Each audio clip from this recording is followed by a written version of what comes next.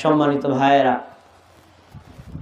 আমার পরিচয় প্রথমে আমি আপনাদেরকে দিচ্ছি, তারপরে আমার কথাগুলো আপনার সামনে পেশ করব। আমার নাম শহীদুল ইসলাম। পেশায় আমি একজন আরবি প্রভাষক, চরনাসনা ফাজিল ডিগ্রি মাদ্রাসা, এবং আমার স্থানীয় বাড়ি হচ্ছে উত্তর দুধখালি মোল্লাবাড়ি। আপনাদের এখানে কয়েক বছর আগে একটি ওয়াজ হয়েছিল, সেই ওয়াজ মাহফিলে প্রধান বক্তা হিসেবে আমি এসেছিলাম। আমি স্পষ্ট করে বলি, মূলত আমাকে দাওয়াত দিয়েছেন আপনাদের এলাকার সন্তান নুরুল হক ভাই। নুরুল হক ভাইয়ের ব্যাপারে আপনাদের কারো মনের কোনো কষ্ট আছে, তার উপরে কেউ আপনারা একটু অসন্তুষ্ট আছেন, কেউ ভাবেন আমরা সমাজে সবাই একরকম আমল করি, এই ভাইটা কেন অন্যরকম করে, তার উপর কিছু আপনাদের নেগেটিভ ধারণা আছে।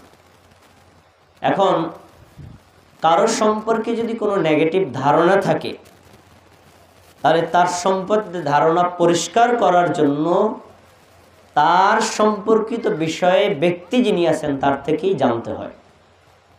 আমি প্রথমে একটা উদাহরণ দিই। গত মাহফিলে যখন আমি এসেছিলাম, আমি ছিলাম প্রধান বক্তা। আমার আগে 2-3 জন লোক আলোচনা করেছিলেন। আমি আলোচনা করেছিলাম মনে হয় 1 ঘন্টা 20 মিনিট। 1 ঘন্টা 20 মিনিটের মধ্যে ওখানে অনেক আলেম ওলামা ছিলেন, তারা আলোচনা শুনেছেন। আমি আলহামদুলিল্লাহ বলি যে সেই সময় আলোচনার শেষে তারা কেউ আমার আলোচনার উপরে নেগেটিভ কোনো মন্তব্য করেন নাই। এই নেগেটিভ মন্তব্য না করাটাই প্রমাণিত হয় যে আমার আলোচনা তাদের কাছে গ্রহণযোগ্য ছিল না অগ্রহণযোগ্য।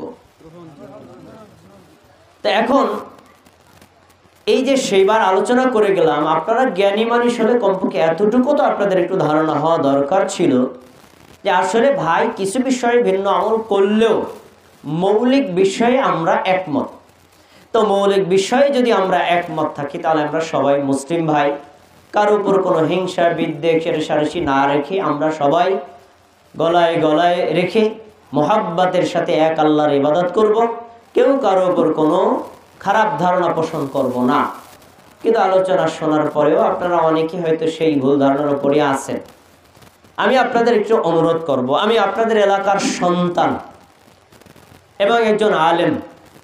কোরআন এবং হাদিস দিয়ে আজকে আমি আপনাদের সামনে আলোচনা করব। আপনারা একটু ঠান্ডা মাথায়, আপনারা মনোযোগ দিয়ে কথাগুলো শোনেন। আপনার মনে আমার আলোচনার উপর কোনো প্রশ্ন যদি থাকে, আলোচনা শেষে করবেন। আমি প্রশ্নের উত্তর দেওয়ার পরে বা আমি আলোচনা করার পরে সব যে আপনারা আমার সাথে একমত হবেন এটা জরুরি না। আমি ছোট্ট একটা উদাহরণ দেই। বাংলাদেশে এসএসসি পরীক্ষা হয়, সারা বাংলাদেশে শিক্ষার্থীদের প্রশ্ন কি একই রকম না আলাদা? একই রকম। সময় 3 ঘন্টা, কারো জন্য কম না বেশি? একই। কিন্তু পরীক্ষার ফলাফল বের হওয়ার পরে সবার ফলাফল কি একরকম হয় না ভিন্ন হয়? কেন ভিন্ন হয়? প্রশ্ন একটা, কেন ভিন্ন হয়? প্রশ্নটা ভিন্ন হয় কেন? উত্তর হলো যে যতটুকু ভালো পড়েছে সে ততটুকু ভালো ফলাফল করেছে, আর যে কম পড়েছে সে কম ফলাফল করেছে, যে একেবারে পরেই না সে ফেল করেছে। তাহলে প্রশ্ন এক, এর ফলাফল ভিন্ন রকম হয় নাকি হয় না? তো জেনে রাখেন, এই পৃথিবীতে যে সেই তরিকার মুসলমান হোক, কোরআন সবার জন্য একই রকম, কারণ ভিন্নতা নাই। আর এই পৃথিবীতে যে যেই তরিকার মুসলমান হোক, হাদিস সবার জন্য একই রকম। আমরা অনেক ভাবতে পারি নুরুল হক ভাই কেমন কেমন আমল করে, উনার মনে হয় ভিন্ন বানানো হাদিস আছে। নাউজুবিল্লাহ। না, মানুষ কখনো হাদিস বানাতে পারে না। হাদিস সব একই। তাহলে ভিন্ন হয় কেন? বোঝার ভিন্নতার কারণে। আপনি যেভাবে বুঝেছেন, আপনি একরকম আমল করেছেন, আমি একটু ভিন্ন রকম বুঝেছি, আমি বিভিন্নভাবে আমল করি। আমি তো হাদিসের বাইরে না, আপনিও হাদিসের বাইরে না। তাহলে আমি আপনাকে শ্রদ্ধা করব, আপনি আমাকে শ্রদ্ধা করবেন, কিন্তু কেউ কারোর সাথে রেষারেষি করবো না। যার জ্বলন্ত দৃষ্টান্ত পৃথিবীর 1 নম্বর জায়গা, ইসলামের মার্কাজ মক্কা আর মদিনা। মক্কার ইমাম লক্ষ লক্ষ মুসল্লিদেরকে নিয়ে সালাত আদায় করে, মুসল্লিদের মধ্যে কিছু আছেন আল্লাহু আকবার বলে হাত বাঁধেই না, কিছু মুসল্লি আছেন বুকের উপর হাত বাঁধেন, কিছু মুসল্লি আছেন নাভির নিচে হাত বাঁধেন। আপনি সারা জীবনে তল্লাশি করে পাবেন না মক্কার ইমাম একবার সালাম ফেরায় বলছেন, এই মেয়ারা আমি হাত বাঁধি বুকের উপরে, যারা নাভির নিচে হাত বাঁধছো কেউ আর এই মক্কায় আইবা না। এমন ঘোষণা কোনোদিন দিচ্ছেন? কেন দেন নাই? কারণ মানুষের বুঝ কত ভিন্নতা থাকতে পারে, ভিন্নতা থাকলেও তিনিও মুসলিম আমিও মুসলিম। মুসলিম কখনো মুসলিমের বিরুদ্ধে হিংসা বিদ্বেষ করতে পারে? আসুন আমরা একটু ভিন্ন পদ্ধতিতে ইবাদত করি। আমাদের পরিচয় কি আপনারা আমাদের থেকে শোনেন, তারপরে আপনার জন্য কোনো কমেন্ট থাকে করেন, কোনো সমস্যা নেই। আমাদের পরিচয়টা জেনে নেন। মূলত যারা মক্কা মদিনায় ইমামগণ যেভাবে সালাত আদায় করেন, মদিনা বিশ্ববিদ্যালয়ের শিক্ষকরা ছাত্ররা যেভাবে আমল করেন, এই আমলকে ফলো করে সারা বিশ্বের যে সকল মুসলমানরা আমলগুলো করেন তাদেরকে বলা হয় আহলুল হাদিস। সহজে বলি আহলে হাদিস। এখন আহলে হাদিস কি? আমরা দূর থেকে নেগেটিভ ভাবে না শুনে আমাদের মুখ থেকে শুনেন, এরপরে আপনি আপনার মন্তব্য পেশ করবেন। আসুন প্রথমে আমি আপনাকে তিনটা পরিভাষার পরিচয় দেব। এক নম্বর, আহলে কেতাব। কোরআনে এবং হাদিসে একাধিক জায়গায় আহলে কেতাব শব্দটা এসেছে। আহাল শব্দের অর্থ হলো অনুসারী, কেতাব শব্দ দ্বারা উদ্দেশ্য হলো তাওরাত আল ইনজিল। তাহলে দুইটার একত্র করেন, আহলে কেতাব মানে হলো তাওরাত ইনজিলের অনুসারী। তাওরাতের অনুসারী যারা তাদেরকে বলা হয় ইহুদি। ইনজিলের অনুসারী যারা তাদেরকে বলা হয় খ্রিস্টান। তাহলে কোরআনে হাদিসে যেই জায়গাতে আহলে কিতাব বলা হয়েছে ওটার দ্বারা উদ্দেশ্য হলো ইহুদি আর খ্রিস্টান। আচ্ছা, কোরআন এবং হাদিসে বিভিন্ন জায়গায় ব্যবহার করা হয়েছে আহলুল হাদিস। বিশেষ করে ৬টি বিশুদ্ধ হাদিসের কিতাব আছে, তার ভিতরে একটি কিতাব আছে সুনানুত তিরমিজি। ইমাম তিরমিজি রাহিমাহুল্লাহ এই কিতাবটা লিখেছেন আরো প্রায় ১৩০০ বছর আগে। ইমাম তিরমিজি রাহিমাহুল্লাহ অনেক হাদিসগুলো এনেছেন, মাসআলা উল্লেখ করেছেন, তারপরে তিনি ইমামদের মতামত এনেছেন। ইমাম আবু হানিফা, ইমাম মালিক, ইমাম শাফি, ইমাম আহমদ বিন হাম্বল, তারা এই হাদিসটা সম্পর্কে মাসআলা সম্পর্কে কি মত দিয়েছেন তিনি উল্লেখ করেছেন। সেই সময় তিনি বলেছেন যে ইন্দা আহলুল হাদিস, এই মতটা গ্রহণ করেছেন আহলুল হাদিসরা। এখন আহলুল হাদিস শব্দটা তিরমিজিতে কমপক্ষে ১০০০ বার পাওয়া যাবে। এই একটা শব্দ পেলাম, সেটা হলো আহলুল হাদিস। এখন আহলুল হাদিস দ্বারা উদ্দেশ্য কি? একটু আগে বলেছি আহল মানে অনুসারী, হাদিস মানে হাদিস। দুইটারে একত্র করে অর্থ করেন কি হয়? হাদিসের অনুসারী। এটার শাব্দিক অর্থ। পরিভাষায় আহলুল হাদিস কাকে বলে? পরিভাষায় আহলুল হাদিস হচ্ছেন যিনি কোরআন এবং সহিহ হাদিসকে জীবনের সর্বক্ষেত্রে নিঃশর্তভাবে নিঃসংকোচভাবে মেনে চলেন এবং কোরআন এবং সহিহ হাদিসকে তার জীবনের একান্ত আবশ্যক বিষয় মনে করে আমল করেন, তাকেই বলা হয় আহলুল হাদিস। আচ্ছা, এবার আসেন আরেকটা পরিচয়, আহলুল কোরআন। অনেকে ভুলে আমাদেরকে আহলে কোরআন বলে। আহল অর্থ অনুসারী, কোরআন মানে কোরআন, দুইটারে একত্র করেন অর্থ দ্বারা কি? আহলুল কোরআন মানে কোরআনের অনুসারী। আচ্ছা, আমি আপনাদের এখানে প্রশ্ন করি, আমরা এখানে যারা আছি আমরা কোরআন মানি না অমান্য করি? সবাই কথা বলবেন, কোরআন মানি না অমান্য করি? তার মানে আপনারা এখানে সবাই আছেন আহলুল কোরআন। কিন্তু আহলে কোরআন দ্বারা পরিভাষায় যা বোঝায় আপনারা কেউ আহলে কোরআন না। একটা বললাম শাব্দিক অর্থ, আর হলো পরিভাষায় আহলে কোরআন। পরিভাষায় আহলে কোরআন কি?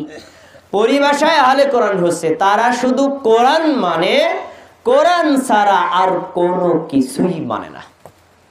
ইমাম আবু হানিফাকে মানে না, ইমাম আবু হানিফাকে মানে না, ইমাম মালিককে মানে না, ইমাম শাফিকে মানে না, কোনো হুলুর মানে না, কোনো এলাকা মানে না, কোনো দেশ মানে না, কোনো হাদিস মানে না, বুখারী মানে না, তিরমিজি মানে না, কোনো কিছুই মানে না। তারা শুধু মানে কোরআন।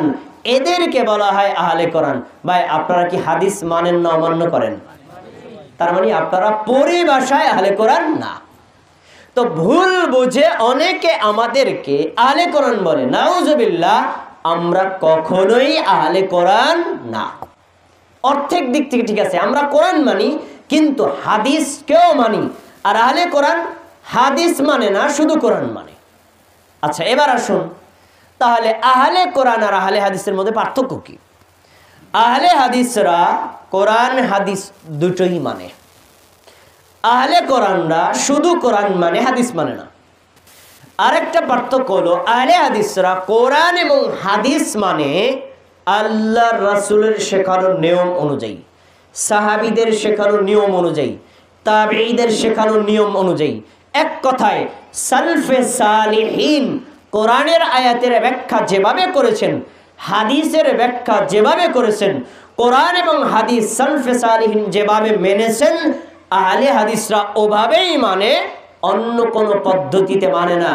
আর আহলে কোরআনরা তারা নিজেদের মতো কোরআনের আয়াতের ব্যাখ্যা করে। কোনো হাদিস, কোনো সাহাবীর মন্তব্য, কোনো তাবিঈর মন্তব্য, কোনো ইমামের মন্তব্য, কারো মন্তব্যকে তোয়াক্কা করে না। এজন্য আহলে কোরআনরা হচ্ছে গোমরাহ আর আহলুল হাদিসরাই হচ্ছে সঠিক পথের অনুসারী। এখন আপনাদের কাছে একটা প্রশ্ন, দাদা ভাই এখানে যারা আছেন আমি জানি আপনারা আমাদের মতো অনেকে সালাত আদায় করেন না, না করলেও আপনারা নিশ্চয়ই মুসলিম। কিন্তু মুসলিম মানি, কোরআন কি মানে না অমান্য করে? আপনারা কোরআন মানেন না, তাহলে কোরআন মানার দিক থেকে আপনারা আমরা কি এক? এবার আসুন হাদিস। নবী সাল্লাল্লাহু আলাইহি ওয়াসাল্লামের কথা কাজ মৌন সম্মতিকে বলা হয় হাদিস। সাহাবীদের কথা কাজ মৌন সম্মতিকে বলা হয় হাদিস। তাবেঈদের কথা কাজ মৌন সম্মতিকে বলা হয় হাদিস। এই হাদিসগুলো কোথায় পাবেন? বুখারী, মুসলিম, তিরমিজি, আবু দাউদ, নাসাই, ইবনে মাজাহ, মিশকাতুল মাসাবি, এগুলো হলো হাদিসের কিতাব। ভাই আপনারা কি হাদিসের কিতাবগুলো মানেন না অমান্য করেন? আমরাও মানি। তাহলে হাদিস মানার দিক থেকেও আপনারা আমরা কি এক? কোনো পার্থক্য নেই। আচ্ছা তাহলে প্রশ্ন আপনাদের, আমাদের কাছে আপনাদের মনে একটা প্রশ্ন যে ভাই রাসূল সাল্লাল্লাহু আলাইহি ওয়াসাল্লামের জামানা থেকে শুরু করে সাহাবায়ে কিরাম সবাই ছিলেন মুসলিম, মুমিন। তা আপনারা মুমিন মুসলিমই থাকতেন, আবার আহলে হাদিস হলেন কেন? আহলে হাদিস আবার কি নতুন একটা ফেরকা বের করছেন?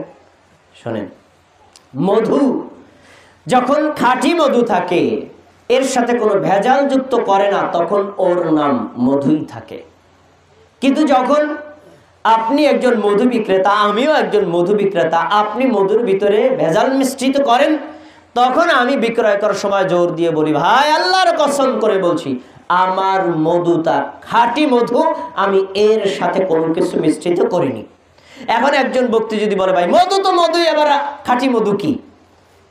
উত্তর হলো যখনই মানুষ ভেজাল মিশ্রিত করেছে তখন মধুর আগে খাঁটি শব্দটা যুক্ত করতে বাধ্য হয়েছে। ভাই কবর পূজারীও মুসলিম, মাজার পূজারীও মুসলিম, শিয়ারাও মুসলিম, কাদেরিয়াও মুসলিম, জাবারিয়াও মুসলিম, বিভিন্ন তরিকা এবং ফেরকার লোক তারাও দাবি করে মুসলিম। আসলে সবাই কি ইসলামের কোরআন, সবাই কি ইসলামের হাদিস নবী সাল্লাল্লাহু আলাইহি ওয়াসাল্লাম সাহাবীদের তরিকা অনুযায়ী মানে না। মুসলমানরা বিভিন্ন তরিকায় ভাগ হয়ে গেছে, দাবি করে মুসলমান, কিন্তু প্রকৃত মুসলমানের পরিচয় তাদের মধ্যে পাওয়া যায় না। এজন্য প্রকৃত মুসলিম কারা? যারা কোরআন মানে। প্রকৃত মুসলিম কারা? যারা হাদিস মানে। প্রকৃত মুসলিম আর ভেজাল মুসলমান পার্থক্য করার জন্য আমরা বলি আমাদের জাতীয় পরিচয় মুসলিম, কিন্তু আমরা বৈশিষ্ট্যগত হলো আহলুল হাদিস। আচ্ছা আপনারা একটু মনোযোগ দিয়ে শোনেন, আপনাদের প্রত্যেকটা কথার উত্তর পাবেন। 3 নম্বর প্রশ্ন, ভাই বুঝলাম আপনারা আহলুল হাদিস, কোরআন মানেন, হাদিস মানেন, ভালো কাজ। আপনাদের ইমামকে, 4 মাযহাবের 4 জন ইমাম আছেন। হানাফি মাযহাবের ইমাম ইমাম আবু হানিফা রাহিমাহুল্লাহ, মালিকি মাযহাবের ইমাম ইমাম মালিক রাহিমাহুল্লাহ, শাফি মাযহাবের ইমাম ইমাম শাফি রাহিমাহুল্লাহ, হাম্বলি মাযহাবের ইমাম ইমাম আহমদ বিন হাম্বল রাহিমাহুল্লাহ। 4 মাযহাবের 4 জন ইমাম আছেন। আপনাদের ইমামকে প্রশ্ন করলেন, আমি আপনাদের প্রশ্ন, মনের প্রশ্নগুলো উত্তর দিচ্ছি। প্রশ্নের উত্তর অবশ্যই 4 মাযহাবের 4 জন ইমামের যেমন মাযহাব এবং তাদের অনুসারীদের যেমন ইমাম আছে, আমাদেরও ইমাম আছে। আপনাদের ইমামকে নামটা বলেন। আমাদের ইমামের নাম আপনাদের সকলেরই জানা। আমাদের ইমাম হলেন মুহাম্মদ সাল্লাল্লাহু আলাইহি ওয়াসাল্লাম। এ বিষয়ে পৃথিবীর শ্রেষ্ঠ তাফসীরে ইবনে কাসিরে ইমাম ইবনে কাসির রাহিমাহুল্লাহ সূরা বনী ইসরাঈলের 71 নম্বর আয়াতটা উল্লেখ করে তিনি ব্যাখ্যায় উল্লেখ করেছেন চমৎকার একটা কথা। সবাই মনোযোগ দিয়ে কথাগুলো শুনবেন, আপনার বোঝার জন্য যথেষ্ট হয়ে যাবে। দেখেন তিনি কি বলছেন, ইয়াওমা নাদউ কুল্লা উনাসিম বিইমামিহিম।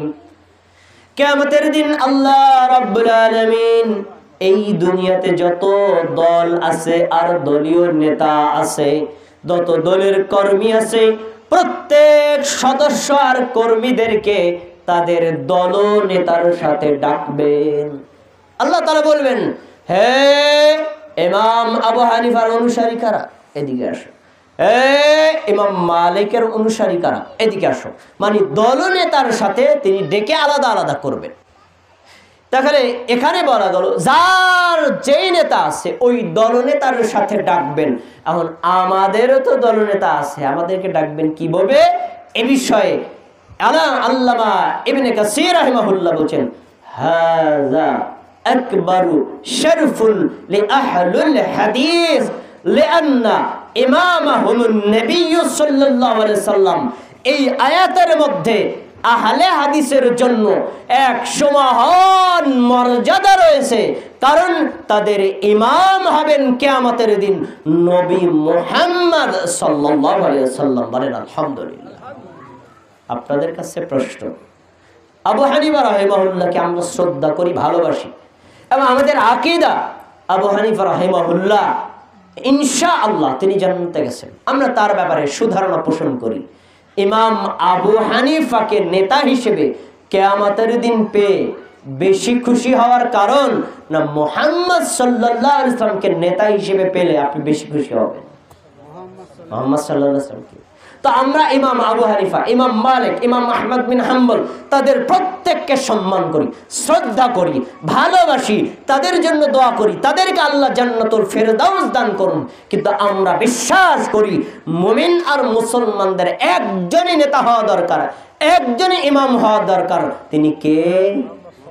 সবাই বলেন তিনি কে? মুহাম্মদ সাল্লাল্লাহু আলাইহি ওয়াসাল্লামকে ইমাম হিসেবে মানতে আপনাদের কোনো রাগ আছে, ক্ষোভ আছে, কষ্ট আছে? আমরা আহলে হাদিসরা মুহাম্মদ সাল্লাল্লাহু আলাইহি ওয়াসাল্লামকে ইমাম হিসেবে মানি। 4 নম্বর, তারা কি চায়? আহলে হাদিসরা চায় কি ভাই? আমাদের সমাজের কিছু মানুষ ভুলে মিথ্যা প্ররোচনায় অনেকে বলে আহলে হাদিসরা ইহুদিদের দালাল, খ্রিস্টানদের দালাল। মুসলমানদের মধ্যে নামাজে ঢুইকা আমিন কয়ে মসজিদ ফাড়ায় আলায়। কেন? এই ইহুদি থেকে টাকা পায়, এক ওয়াক্তে যদি তুমি আমিন বলো তোমাকে 300 টাকা দেওয়া হবে। এই টাকার লোভে তারা আমিন বলে। ভাই আপনাকে আল্লাহর কসম দিয়ে বলছি, আপনাকে আল্লাহর কসম দিয়ে বলছি, আপনাকে আল্লাহর কসম দিয়ে বলছি, আপনি এই কথাটা বললেন একজন মানুষের কথার উপর ভিত্তি করে, যদি কথাটা সত্য না হয়, আমি যদি আল্লাহর কাছে কিয়ামতের দিন আমি বিচার দেই, আপনার পরিণতি কি হবে? একটু ভাবেন। আপনি তো মুসলমান, আমিও তো মুসলমান, আপনি আমার ব্যাপারে একটা মিথ্যা অপবাদ দিলেন, কিন্তু আমি আসলে এর সাথে জড়িত না। আর আপনি এই মিথ্যা অপবাদের কারণে আমি যদি আল্লাহর কাছে কিয়ামতের দিন জবাব দেই, আল্লাহ আমার ভাই আব্দুল্লাহ আমার প্রতিবেশী মানুষ, তার সাথে কোনো শত্রুতা নাই, সে আমার ব্যাপারে মিথ্যা কথাটা বলেছে, আপনি বিচার করেন। আর যদি সত্যি আমি এই মিথ্যা অপবাদী না হই আপনার কি হবে? এজন্য অনুরোধ করে বলছি ভাই, এই মিথ্যা অপবাদ দিবেন না। এটা হলো চরম মিথ্যা কথা। আমরা যে জোরে আমিন বলি, এটা আমাদের নিজেদের কোনো স্বার্থ সিদ্ধির কারণে না। আমাদের নবী মুহাম্মদ সাল্লাল্লাহু আলাইহি ওয়াসাল্লাম নিজে জোরে আমিন বলেছেন, সাহাবীরা আমিন বলেছেন, সেই কারণে আমরাও আমিন বলি। এখন আপনি হয়তো আস্তে আমিন বলেন, আচ্ছা ঠিক আছে, আপনারটা আমি বলেন, আমারটা আমি বলবো। আপনিও আমার সাথে পাশে দাঁড়িয়ে নামাজ পড়বেন, আমিও আপনার সাথে পাশে দাঁড়িয়ে নামাজ পড়বো। আমরা তো কেউ এমন কথা বলি নাই যে ভাই আপনি আস্তে আমিন বলেছেন, আপনার নামাজ বাতিল, আপনি কাফের হয়ে গেছেন, নাউজুবিল্লাহ বলি নাই। তাহলে আপনি আমার ভাই, আমি আপনার ভাই, একসাথে পাশে মিলেমিশে সালাত আদায় করব। আপনি আমার বিরুদ্ধে মিথ্যা অপবাদ দিবেন, আমি আপনার বিরুদ্ধে মিথ্যা অপবাদ দেব কেন? না। এজন্য আপনাদেরকে অনুরোধ করে বলছি, না, আমরা কি চাই একটু মনোযোগ দিয়ে শোনেন। আমরা চাই কি ভাই? আপনাদের কাছে চাইটা কি? 1 নম্বর, আপনি পাক্কা ঈমানদার হবেন, আপনার ঈমানের মধ্যে কোনো শিরিক থাকতে পারবে না, এটা আমরা চাই। আপনি পাক্কা ঈমানদার তাওহীদবাদী মুমিন মুসলমান হবেন, আপনার তাওহীদের মধ্যে কোনো কুফর থাকতে পারবে না। 2 নম্বর, আমরা চাই আপনি পাক্কা মুমিন মুসলমান হবেন, আপনার ঈমানের মধ্যে কোনো ধরনের মুনাফিকি থাকবে না।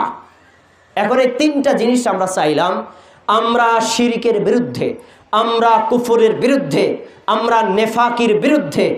আপনার এই সারা বাংলাদেশে একজন আলেমকে এখানে এনে দাঁড় করে বলেন যে ভাই, এই যে শহীদুল ইসলাম সাহেব বললেন উনি শিরকের বিরুদ্ধে, আপনি কি শিরকের পক্ষে?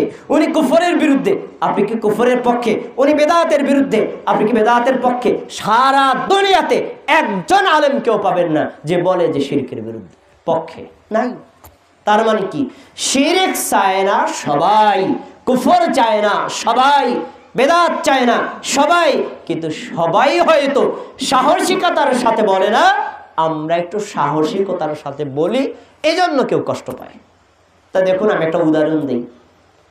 শিরিক আপনারা চান না ভাই, শিরিকটা কি একটু বোঝায় বলেন। শিরিক হলো আপনি ছোট বড় ফরজ ওয়াজিব সুন্নাত মুস্তাহাব নামাজ রোজা হজ যাকাত পর্দা পুশিদা যত আমল করেন এক আল্লাহর জন্য করবেন, আল্লাহ ছাড়া অন্য কারো জন্য করতে পারবেন না। যদি করেন এটাই হলো শিরিক। এখন আপনাদের কাছে প্রশ্ন, এই বাংলার জমিনে এমন কোন মুসলমান আছে না নাই মসজিদে গেলে আল্লাহকে সেজদা দেয়, পীরের দরবারে গেলে পীরকেও সেজদা দেয়, এমন মুসলমান আছে না নাই? আসতে বললেন যে আছে না নাই? আমরা তাদের বিরুদ্ধে। এই তুমি কি আল্লাহর বান্দা নও? তোমাকে আল্লাহ সৃষ্টি করে নাই? হ্যাঁ করেছে। আল্লাহ তোমার নিরাপত্তা দেয়, তোমার জীবন দান করেছেন, তোমার খাদ্যের ব্যবস্থা করেছেন, তোমার থাকার ব্যবস্থা করেছেন।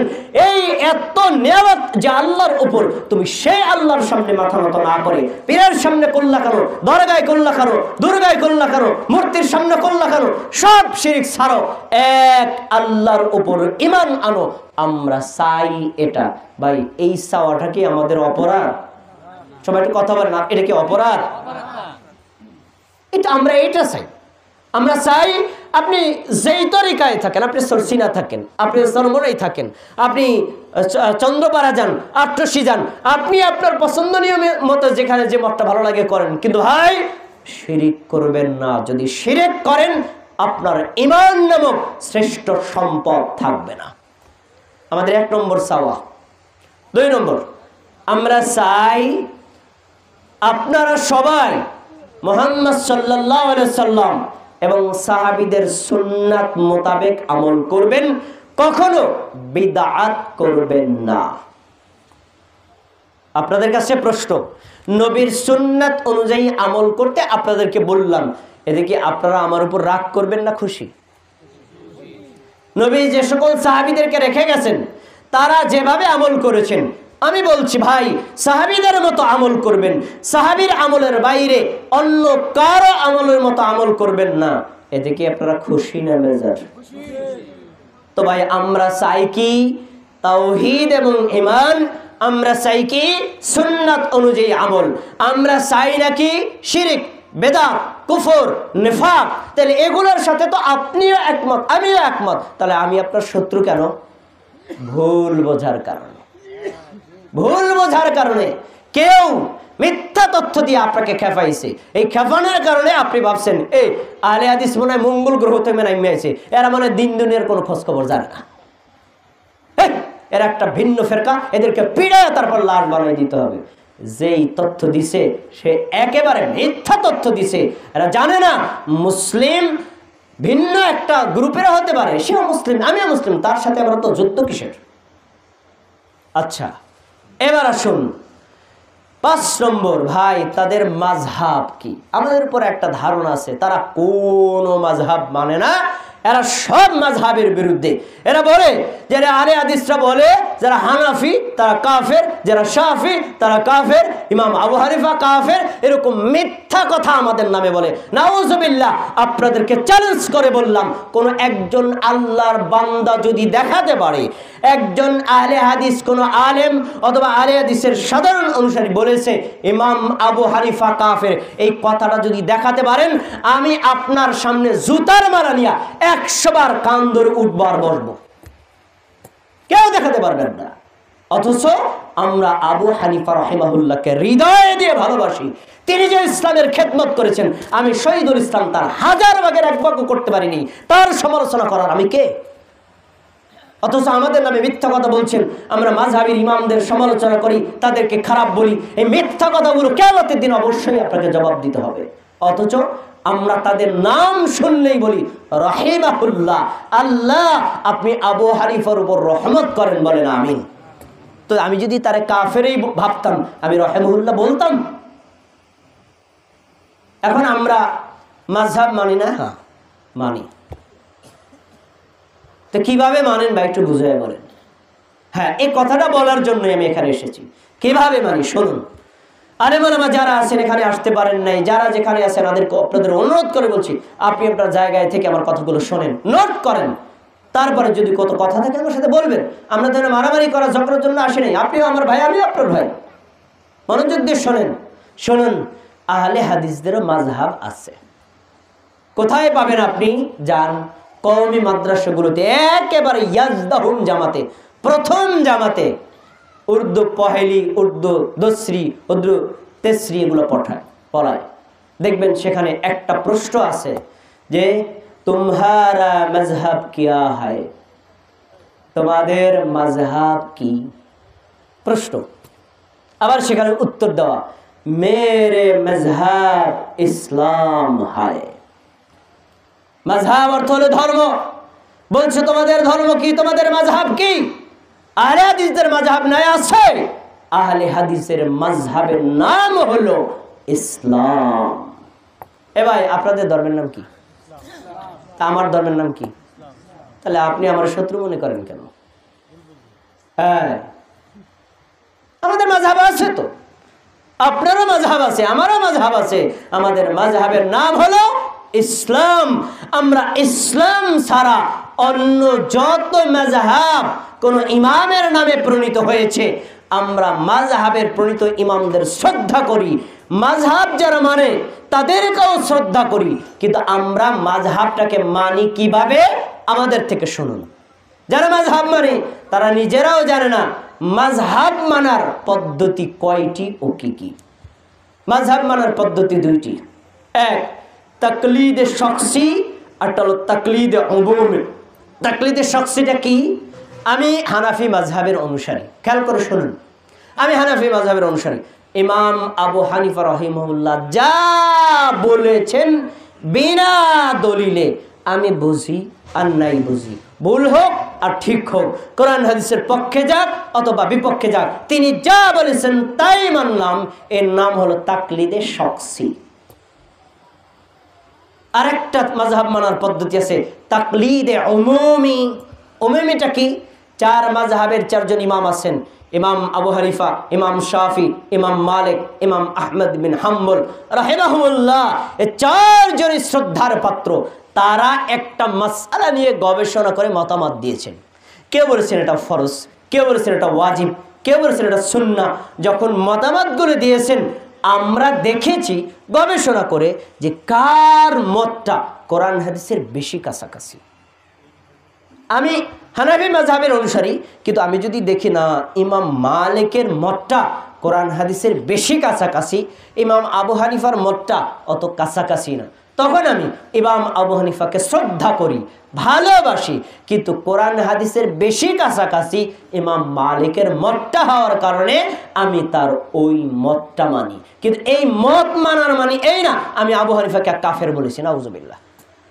তার মানে আমরা চারজন ইমামকে শ্রদ্ধা করি, যার মতটা কোরআন হাদিসের কাছাকাছি হয় আমরা তারটা মানি, বাকি তিনজনকে শ্রদ্ধা করে তার কথাটাকে মানি না। ভাই এটা কি অপরাধ? এটা কি অপরাধ? না। তাহলে মাযহাব মারা দুইটা পদ্ধতি হলো পাওয়া গেল, একটা হলো তাকলিদ শখসি, একটা হলো তাকলিদ উমুমি। তো আমরাও মাযহাব মানি কিভাবে? আমরা মানি দলিলের সাথে মিলিয়ে, যারটা কাছাকাছি হয় তারটা মানি, যারটা কাছাকাছি হয় না তারটা মানি না। তো এই দৃষ্টিকোণ থেকে কোন হানাফি, কোন শাফি, কোন হাম্বলি মাযহাবের ইমাম কখনো বলবেন না যে এইভাবে যারা মাযহাব মানে তারা কাফের, বলবেন না। তাহলে এভাবে যদি আমি মাযহাব মেনে চলি, তাহলে আপনিও তো আপনার ভাই, আপনিও তো আমার ভাই, আপনি মানে শত্রুতার টার্গেট বানাইছেন কেন? ভুল তথ্যের কারণে। আসুন এবার 7 নম্বর তাদের থিওরি, আহলে হাদিসদের কথা বলছি, তাদের থিওরি হলো আমরা যে কোনো আমল করব, নামাজ, রোজা, হজ, যাকাত, দান, সাদাকা, কুরবানি, ফরজ, ওয়াজিব, সুন্নাত, মুস্তাহাব, যে আমলগুলো করব, আমল করার আগে আমরা দলিলটা জেনে নেই। নামাজ পড়ব, কোরআনে কোথায় আছে? নামাজ পড়ব, হাদিসে কোথায় আছে? নামাজ যদি পড়ি কোন পদ্ধতিতে করব, কোরআন হাদিসে কোথায় উল্লেখ করা আছে? আমরা আগে জানি, তারপরে আমল করি। যদি আমরা দলিলে কোরআনে পাই, হাদিসে পাই, তাহলে মানি, আর কোরআন হাদিসে না পাই আমরা মানি না। এ ভাই, কোন আমলের দলিল জানা, দলিলে পাইলে মানা, আর দলিলে না পাইলে না মানা, এটা কি অপরাধ? কথা বলেন, এটা কি অপরাধ? আর যারা আমাদের সমাজের প্রচলিত মানুষ আছে, তাদের অধিকাংশ মানুষ জানে না তারা যে আমল করছে তার দলিল কোথায়। নামাজ পড়ছেন, দলিল কোথায়? যাকাত দিচ্ছেন, দলিল কোথায়? নামাজ আপনি যেভাবে পড়ছেন তার দলিল কোথায়? দলিল তারা জানে না। আমরা জেনে বুঝে তারপরে পালন করি। কখনো যদি কোনো আমলটা দেখি যে আমাদের সমাজে ভুল, তখন আমরা শ্রদ্ধার সাথে ইমাম সাহেবকে বলি, ইমাম সাহেব বিনয়ের সাথে একটা কথার জবাব দিবেন। নবী সাল্লাল্লাহু আলাইহি সাল্লাম একবার মসজিদে ঢুকলেন, ঢুকে তারপরে জুমার খুতবা দিচ্ছিলেন, এক সাহাবী মসজিদের মধ্যে ঢুকে বসে গেলেন। সহিহ বুখারী কিতাবুল জুমার হাদিস, নবী সাল্লাল্লাহু আলাইহি সাল্লাম ডেকে বলেন, এ সুলাইক, তুমি যে বসে গেলে নামাজ পড়ছো? সুলাইক বলল, আল্লাহর রাসূল, না আমি নামাজ পড়ি নাই। নবী সাল্লাল্লাহু আলাইহি সাল্লাম বলেন, কোন? সুলাইক, দাঁড়াও দাঁড়াও দাঁড়াও দাঁড়াও, আগে 2 রাকাত নামাজ পড়ো, তারপরে জুমার খুতবা শোনো। কথা খেয়াল করে শুনুন, আগে 2 রাকাত নামাজ পড়ো, তারপরে জুমার খুতবা শোনো। তাহলে হাদিস থেকে স্পষ্ট পাওয়া যায়, ভাই এগুলো আইনেন না, কথার ভিতরে ব্রেক হবে, এগুলো আইনেন না। অন্য কিছু আনলে কথায় ব্রেক হবে। সবাই কথা মনোযোগ দিয়ে শুনছে, ভাই খেয়াল করে শুনুন। নবীর হাদিসে কি প্রমাণ পাওয়া যায়? মসজিদে ঢোকার পরে একজন মুসল্লি বসে যাবে না 2 রাকাত নামাজ পড়বে? 24 ঘন্টা যে কোনো সময় ঢুকলে বসার আগে 2 রাকাত নামাজ পড়বে। এমন কি ইমাম যদি খুতবাও দেয়, তারপরেও আগে ঢুকে 2 রাকাত নামাজ পড়বে, তারপরে বসে খুতবা শুনবে। খেয়াল করে শুনুন। এখন আমাদের দেশের মসজিদের সাদা স্বাভাবিক মানুষের একটা নেচার হয়ে গেছে, ভাই লালবাতি জ্বলতেছে, বসেন, পরে সময় দেওয়া হবে। একটু বিবেক দিয়ে শোনেন তো, লালবাতি জ্বালায় তারা বলে না পরে সময় দেওয়া হবে, এখন পড়েন না। নবী বলছেন আগে নামাজ পড়ো, তারপরে খুতবা শোনো। আর আমরা নিয়ম বানায় নিছি, না আগে বসেন তারপরে নামাজ পড়ো। বলেন এই নিয়মটা কি নবীর আদেশের সাথে, হাদিসের সাথে মিলছে না সাংঘর্ষিক হয়েছে? সাংঘর্ষিক হয়েছে না? তো আমরা তো ভাই মসজিদে গিয়ে মারামারি করি না। নামাজ শেষ, ইমাম সাহেবকে বিনয়ের সাথে বলি, ভাই আপনি যে আমলটা মানে করতেছেন, লোকদেরকে বসায় দিচ্ছেন, নামাজের সময় দিচ্ছেন না, এটা তো এই হাদিসের বিপরীত, ভাই হাদিসটা একটু দেখেন। তো এই কথা বলা কি অপরাধ? এটা কি অপরাধ? না। একজন ভাই আমার ভুলটাকে আমি সংশোধন করে দিচ্ছি, তো এটা বলতে গেলে আপনি আমার উপর খেপে যান, এই মিয়া তুমি বেশি জানো, বাপদাদার আমল থেকে চলে আসছে, তুমি তার চেয়ে বেশি জানো, আমি একজন মুফতি মাওলানা, আমার উপর বেশি জানো তোমার অধিকার আছে নাকি? সব মসজিদে করে, আমার চাইতে বেশি জানো। ভাই আমি আপনার সামনে আমার সাথে রাগ করলেন কেন? আমি তো একটা ভুল হাদিসের আলোকে ধরাই দিচ্ছি, আপনি বললেই তো হয় ভাই, আপনি যে বলছেন আগে 2 রাকাত নামাজ পড়তে হবে, হাদিসটা আমি পাইছি, কিন্তু এর বিপরীত আরেকটা হাদিস আছে, নবী বলছেন না আগে বসো 2 রাকাত নামাজ পড়ো। আসমানেও হাদিস নাই, জমিনেও নাই, তো ভুলটা ধরাই দিলে আপনি রাগ করেন কেন? এখন এই ভুল ধরাই দিছি, এটা আমাদের অপরাধ। ভুল ধরাই দিই, এটা অপরাধ। আপনি বলেন তো, আমার ভুল যদি আপনি আমাকে ধরিয়ে দেন, আপনি কি আমার বন্ধু না শত্রু? আর আমার ভুল যদি এর কাছে গিয়ে গিবত করেন, কি একজন বক্তা আনসুদ, ফাত্রা মানুষ, এখন মানুষের মধ্যে পড়েনি, মানে আমার বদনাম আরেকজনের কাছে করছেন, এদিকে আমি কষ্ট পাবো না শান্তি পাবো? গিবত। তা আমি তো ভাই আপনার বন্ধু, আপনার পরকালীন কল্যাণ চাই, তার জন্য আপনাকে আমি ভুলটা ধরাই দিচ্ছি। মানলে মানেন আলহামদুলিল্লাহ, না মানলে নাই, আপনি আমাকে শত্রু বানাবেন কেন? আসুন আরো কয়েকটা। তারপরে 8 নম্বর, ইস্তেহাদ সম্পর্কে আহলে হাদিসের মন্তব্য কি? ইস্তেহাদ শব্দের অর্থ হলো গবেষণা। ইসলাম পরিপূর্ণ, কোরআনের মাধ্যমে হাদিসের মাধ্যমে ইসলাম পরিপূর্ণ হয়ে গেছে। ইসলাম ধর্মের যত নিয়ম কানুন, প্রত্যেকটা নিয়ম কানুন কোরআনেও আছে, হাদিসও আছে। জানেন না, দুর্বলতা আপনার। আপনি আল্লাহু আকবার বলে সালাতে দাঁড়াবেন, সালাম ফেরাবেন, যতগুলো আমল করেন প্রত্যেকটা আমল আমি এই মুহূর্তে দাঁড়িয়ে প্রত্যেকটা দলিল মুখস্থ বলতে পারবো, কারণ আমি পড়েছি। আর আপনি পড়েন নাই আর বলছেন ভাই সব কি হাদিসে থাকে নাকি? হুজুরের কথা মানতে হবে, সব কি হাদিসে থাকে নাকি? পিসাবের কথা মানতে হবে, সব কি হাদিসে থাকে নাকি? 10 জন যা করলে তা মানতে হবে। আপনি হাদিস পড়েন নাই, তাই আমি তো পড়েছি, আমি জানি। তাহলে আমরা কি বলি? আমাদের কথা হলো ইসলামের সব বিধানগুলো কোরআন হাদিসে দেওয়া আছে, অতএব ইসলাম পূর্ণাঙ্গ ওভাবে মানতে হবে। তবে নতুন নতুন যে বিধানগুলো আসতেছে এগুলোর জন্য ইস্তেহাদ কিয়ামত পর্যন্ত চালু থাকবে। উদাহরণ, এই যে আমি এখন মাইক দিয়ে কথা বলছি, এই মোবাইল দিয়ে ভিডিও করছি, আমাদের নবী কি করছেন? ভাই করছেন? এই যে মিনারেল ওয়াটারে পানি খাচ্ছেন, নবী সাল্লাল্লাহু আলাইহি ওয়াসাল্লাম এই ওয়াটারে, এই বোতলে পানি খাইছেন? জায়েজ না হারাম? দলিল দেন। উত্তর, এই কাজটা ইসলামী শরীয়ত না, এই মাইক্রোফোনটা ইসলামী শরীয়ত না, এর জন্য দলিল লাগবে না। এই কাজটা আমি যে করছি, এই কাজটা কি দিয়ে করছি, কি করছি এটার উপর নির্ভর। এই মাইক দিয়ে যদি গান বাজনা বাজাই তাহলে কি হারাম, আর এই মাইক দিয়ে যদি কোরআন তেলাওয়াত করি তাহলে কি নেকির কাজ। তার মানে এই দুনিয়াবি বিষয়ে গবেষণা হবে, আলেমরা ফতোয়া দিয়ে বলবে ফেসবুক চালানো জায়েজ নাকি না জায়েজ, ইউটিউব চালানো জায়েজ নাকি না জায়েজ, এগুলো নতুন আবিষ্কার। কিন্তু আলেমরা ফতোয়া দিয়ে নামাজের ইবাদতের পদ্ধতি পরিবর্তন করতে পারবে? পারবে? ফজরের ফরজ কয় রাকাত পড়ি আমরা? তাহলে আজকে আলেমরা বাংলাদেশের সব হুজুরা মিলে বলবো আপনারা 3 রাকাত পড়বেন, হবে? তার মানে কি ইসলামী শরীয়তে যেটা স্পষ্ট দেওয়া, ওখানে কারো কোনো ইস্তেহাদ গবেষণা চলে না। ওটা আল্লাহ নবী যেভাবে বলেছেন সেভাবেই করতে হবে, সাহাবীরা যেভাবে করেছেন সেভাবেই করতে হবে। আচ্ছা, এবার আসেন আমাদের মানহাজ কি? মানহাজ আমরা অনেকে জানি না।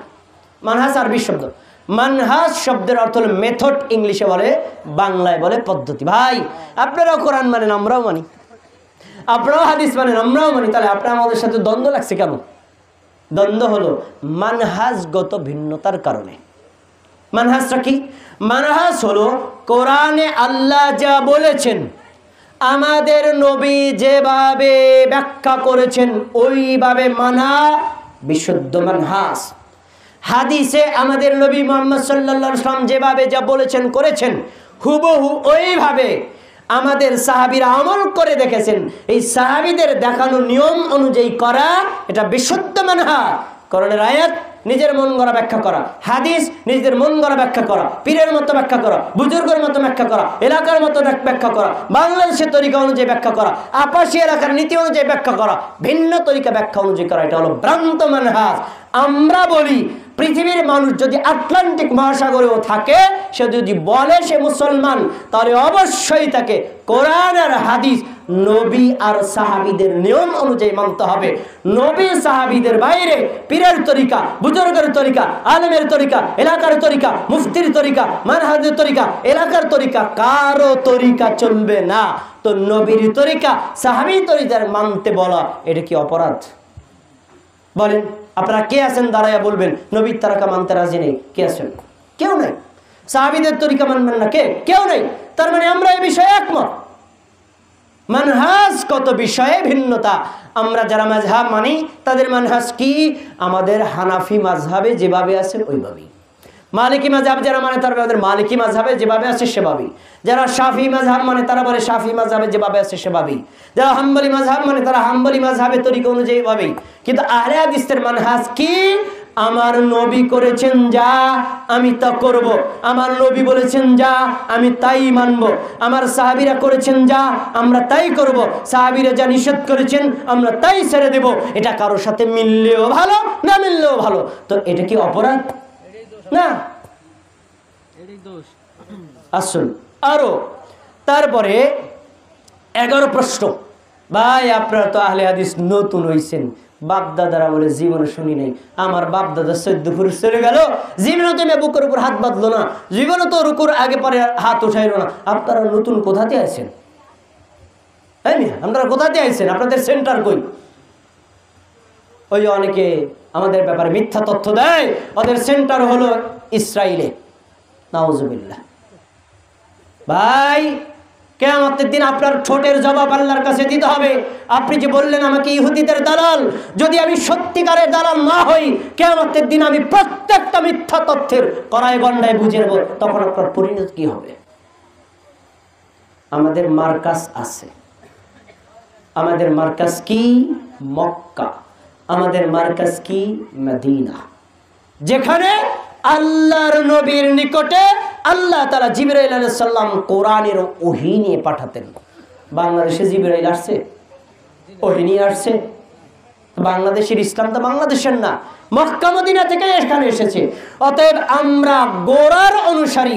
মক্কা এবং মদিনা যেখানে ইসলামের সেন্টার, আমাদের মারকাজ হলো সেন্টার। আপনি দেখেন আমরা যেভাবে সালাত আদায় করি, মক্কা মদিনার ইমাম সেভাবে সালাত আদায় করে। আমরা যেভাবে কথা বলি, মক্কা মদিনার ইমামরা ওইভাবেই কথা বলে। আমরা যেভাবে আমল করি, মক্কা মদিনার অনুসারীরা সেভাবে আমল করে। ভাই আমরা যদি নতুন করে বানাই, তো মক্কা মদিনার ইমামরা শিখাই দিল কে? কোরআন হাদিসে যদি না থাকে তারা পেল কোথায়? তাহলে বোঝা যাচ্ছে কোরআনে হাদিস কারো ভিন্নতা নাই, সবাই একরকম, কিন্তু আমরা বুঝেছি ভিন্ন রকম। আমাদের মার্কাজ কি? মক্কা এবং মদিনা। আমরা মক্কা মদিনায় তারা ইমামরা যেভাবে সালাত আদায় করে, আপনি এখনই ইউটিউবে গুগলে তো বহু কিছু দেখেন।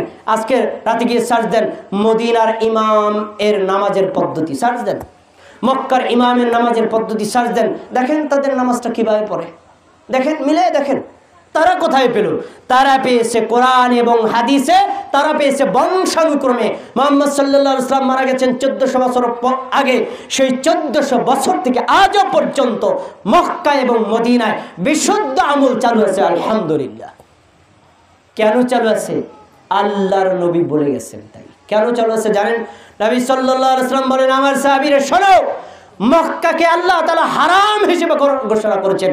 মক্কা কিয়ামত পর্যন্ত হেদায়েতের সেন্টার হবে, আর মদিনাও আমি হারাম করে দিলাম। মদিনা হলো এমন সম্মানিত জায়গা, কিয়ামতের আগে মানুষের ঈমান হরণ করার জন্য দাজ্জাল পৃথিবীর সব জায়গায় ঢুকবে।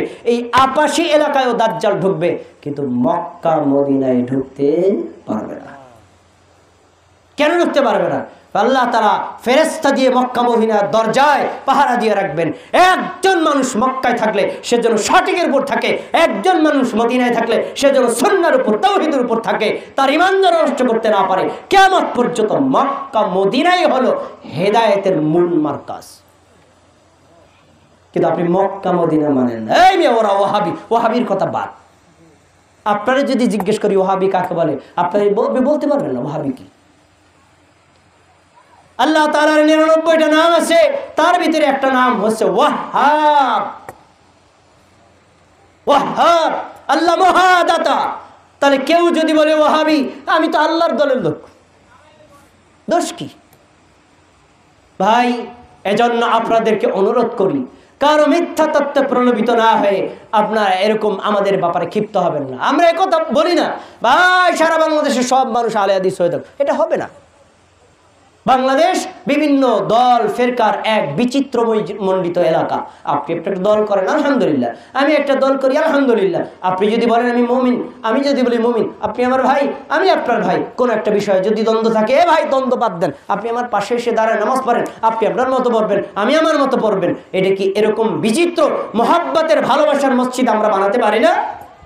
কিন্তু না, এই আপাশি এলাকায় অন্য কোনো তরিকা চলবে না। এই তরিকা আপনার শিক্ষা দিচ্ছে কে? এই গোলামি আপনাকে শিক্ষা দিচ্ছে কে? এটা আল্লাহর ঘর না? অথচ আল্লাহর নবী সাল্লাল্লাহু আলাইহি ওয়াসাল্লাম অবতারিত কোরআনে আল্লাহ তাআলা বলেছেন, ওয়ামান আযলামু মিম্মান মানা আইয়ুযকারা ফীহি ইসমুহু। ওর চাইতে বড় জালিম আর কে হতে পারে যে লোকটা আল্লাহর ঘরে আল্লাহর জিকির করতে বাধা দেয়? আমিন বলা একটা জিকির। আপনি আসতে বলেন, বলেন, আমি জোরে বলি। আপনি তো বলেন এই মিয়া জোরে আমিন বলতে পারবে না, বললে মসজিদ থেকে বের হয়ে যা।